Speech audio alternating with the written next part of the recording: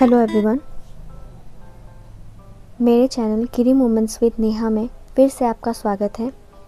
आज का हमारा टॉपिक है श और स तीनों श में अंतर, क्योंकि बच्चे इसको लेकर बहुत अधिक कंफ्यूज रहते हैं। तो आइए इन सब के बारे में हम थोड़ी सी जानकारी प्राप्त करते हैं। श और श इन तीनों वर्णों को हम ऊष्म व्यंजन के नाम से जानते हैं या इन्हें हम संघर्षी व्यंजन के नाम से भी जानते हैं। सबसे पहले मैं आपको ये बता दूं कि इसके उच्चारण में कोई अंतर नहीं होता।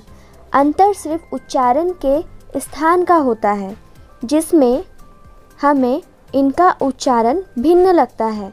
पढ़ने में तो तीनों को हम श ही पढ़ते हैं, लेकिन इन तीनों के उच्चारण करने का जो स्थान होता है वह अलग अलग होता है। जैसे श तालु से होता है, श मूर्धा से होता है, स दंत से होता है। अब आप कहेंगे कि तालु किस स्थान को कहते हैं या मूर्धा किस स्थान को कहते हैं। तो ये जो होता है हमारा मुंह, ये हमारे दांत, और इसे हम कहते हैं तालु, इसे हम समझते हैं मूर्धा। हमारी जिह्वा जब श उच्चारण करते समय तालु को छूती है, तब हम इस श को समझते हैं। और इसके ठीक ऊपर होता है मूर्धा। मूर्धा मतलब हमारे तालु का जो ऊपरी हिस्सा है, अर्थात हमारे मुंह में नाक के जो नीचे का स्थान है उसे हम मूर्धा कहते हैं। तो इस श का जब हम उच्चारण करते हैं तो हमारी जिह्वा जाकर हमारे मूर्धा को टच करती है, छूती है, तब हमें पता चलता है कि हम इस श का उच्चारण कर रहे हैं। अब ये है दंत श। ये दंत श जो है, इसका उच्चारण करते समय हमारे जिह्वा हमारे दांत को छूती है, तो हमें इसका पता चलता है कि यह दंत्य स है। इन तीनों को हम तालव्य श, मूर्धन्य श और दंत श के नाम से जानते हैं। अब आप कहेंगे कि कैसे पहचाने कि कौन सा श कहाँ लगता है। तो मैं आपको बता दूं कि इसका कोई ऐसा खास नियम नहीं होता।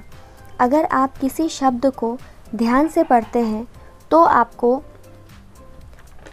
उच्चारण के समय खुद ही पता चल जाता है कि कौन सा श कहाँ होना चाहिए।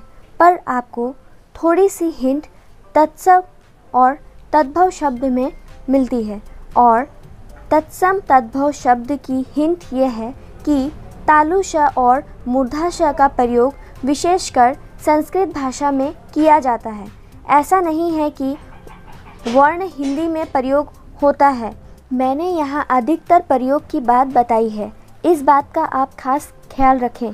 और दंत श का प्रयोग ज़्यादातर हिंदी के शब्द में होता है, क्योंकि यह जो श है ये हमारे मुंह से बहुत ही आसानी से निकल जाता है। परंतु तालु श और मूर्धा श को बोलते समय हमारी जिह्वा पर थोड़ा दबाव पड़ता है। यही अंतर होता है तीनों वर्णों में। आज की वीडियो में बस इतना ही। आशा करती हूँ आपको श को लेकर आपके मन में जो भी डाउट्स थे वो क्लियर हो गए होंगे। अपनी नेक्स्ट वीडियो में मैं आपको हलंत का प्रयोग और हलंत क्या होता है इसके बारे में बताऊंगी।